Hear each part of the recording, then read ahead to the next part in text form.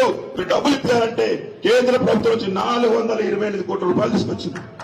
కేంద్ర ప్రభుత్వం వచ్చి మనకు నీళ్లు డ్యామ్ పక్కకే ఉంది, దినం తప్పించిన నీళ్ళు అవుతున్నామని డైలీ అంటే అమృత్ వన్లో 132 కోట్ల రూపాయలు తీసుకొచ్చిండు. ఇవాళ మనం డైలీ నీళ్లు తాగుతున్నామంటే కేంద్ర ప్రభుత్వం ద్వారా బండి సంజయ్ గారు వచ్చిన 132 కోట్ల నిధుల ద్వారానే అసాధ్యమైంది. దాని వెనుక వాళ్ళ పేరు ఎవరు చెప్పొద్దు, ఎవరు పని తెచ్చినా పోవాలని కొబ్బరికాయ కొట్టాలి, కాంట్రాక్ట్ తో మాట్లాడుకోవాలి. ఇది నువ్వు చేసిన పని.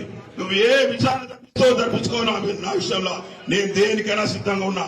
నేను ఈ రోజు ఈ జరుగుతున్న అభివృద్ధికి నేను బండి సంజయ్ గారు గత 5 సంవత్సరాలుగా ఏ ఒక్క రోజు కూడా నాకు ఈ టెండర్ కాంట్రాక్టర్ చెప్పు దీనికి పనిపి దీనికి వచ్చేయని ఒక్క రోజు కూడా ఫోన్ చేసి ఒక్క రోజు కూడా ఆయన ఏమంటే డబ్బులు ఉన్నాయన్నా, డబ్బు సరిపోతాయన్నా, ఎవరు వచ్చేటి తప్పకుండా తెప్పిస్తామని చెప్పేసి వారు ఆ విధంగా సహకారం చేస్తే నువ్వు ఏం టెండర్ ఉంది 700కి ఇప్పించాలి, దాన్ని ఏం తీసుకోవాలి అనే ఆలోచన నీది. నీకు నక్కకు నాగలు అనుకున్న తిన ఉంది నీకు బండి సంజయ్ గారి మధ్యలో. ఛాలెంజ్ చేసి చెప్తున్నా, ఈ రోజు నువ్వు ఏ ఎన్నికల్లో పడ్డా కూడా నీకు డిపాజిట్ తప్పదు బిడ్డ. ఛాలెంజ్ చెప్తున్నా, నీ యొక్క అభివృద్ధిని బరాబర్ బయట పెడతా. నాకు ఆ సత్తా ఉన్నది. ఏం పిక్కుంటావు పిక్కున్నా అన్నవయ్యాలు పిలుస్తున్నావు కదా, సునీల్ గారు ఏం పిక్కుంటాడో పిక్కోని కమలాగర్ నువ్వేం పిక్కుంటావు పిక్కోని అని చెప్తున్నాను. నీకే తమ్ముడా చేసుకోకపోతే ఛాలెంజ్ చెప్తున్నా. రాజకీయాల్లో నేను నిజాయితీగా ఒక పెద్ద మనుషుల దగ్గర పనిచేస్తాను. నేను జగపతిరావు దగ్గర, సత్యనారాయణరావు దగ్గర, వినోద్ కుమార్ దగ్గర పనిచేస్తుంది. ఈ రోజు నువ్వు చెప్పిన మాటలు నీ యొక్క కథలు వినపోతే నచ్చకపోతే మనుషుల క్యారెక్టర్ అసాసినేట్ చేస్తావు. నీకున్న చెంచాగాలను పెట్టుకొని ఫేస్బుక్ లలో వాట్సాప్ లలో పెట్టుకుంటూ బదనాలు చేసి ప్రయత్నం చేస్తావు. మేము అట్లా చేయం. మేము మాట్లాడతాం, డైరెక్ట్ మాట్లాడతాం, ఫేస్ టు ఫేస్ మాట్లాడతాం. ఎక్కడ చర్చ పెడతావు పెట్టు, ఏడికి రమ్మంటావురా ఆడికి వస్తాం. తప్పకుండా కూడా ఈసారి బండి సంజయ్ గారి నాయకత్వంలో కరీంనగర్ మున్సిపల్ కార్పొరేషన్ మీద కాశీ అజెండా కారణంగా చెప్తాను. ఎందుకంటే దాని తగ్గట్టుగా కార్యకర్తలు తయారు చేసుకుంటాం, డివిజన్ లో పనిచేస్తాం, ప్రజల మద్దతు కోరగడతాం. వారి సహకారంతో వారి జీవంతో తప్పకుండా గెలుస్తామని చెప్పి తెలుస్తాను. నీకేం తెలుసు, మొన్న ఎమ్మెల్యే ఎలక్షన్ ఓడిపోయినాక ఇంటికి తాళం వేసుకొని పోయిండు. ఎమ్మెల్యే ఎలక్షన్ గెలిచిన తర్వాత ప్రభుత్వం రాకపోతే పరేషాన్. అరే ఎట్లా నా టెండర్లు ఎట్లా, నా కాంట్రాక్ట్ ఎట్లా అని పరేషాన్ అయ్యే వ్యక్తి నువ్వు. ఏ రోజైనా ఒక కార్యకర్త వెళ్ళి ఒక కార్యకర్త గురించి ఆలోచిస్తాను.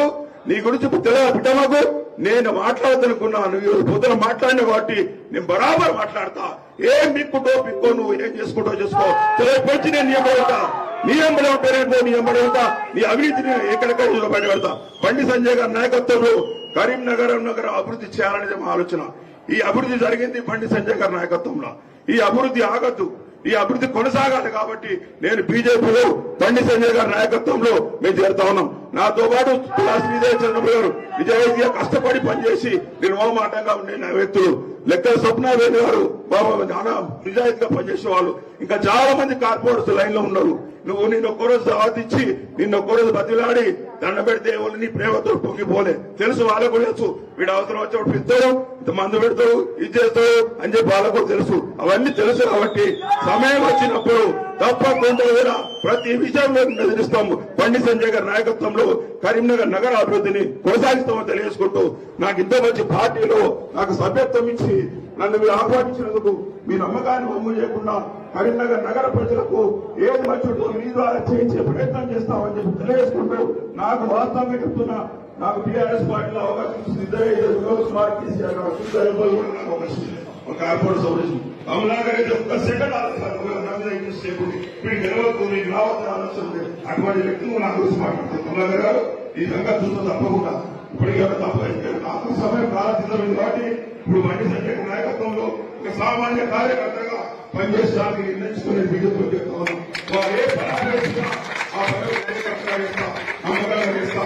ఎక్కడ పనిచేసినా నమ్మకంగా పనిచేసే అలవాటు నాకు ఉంది. కాబట్టి ఆ విధంగా మీకు ప్రతిసారి తెలియజేసుకుంటూ నాకు బీజేపీ పార్టీలో నాకు అర్థం చేసుకుని నాకు సరైన గౌరవం నాకు ఇచ్చినందుకు మీకు హృదయపూర్వకంగా కూడా ధన్యవాదాలు చేసుకుంటూ నమస్కారం చేసుకుంటూ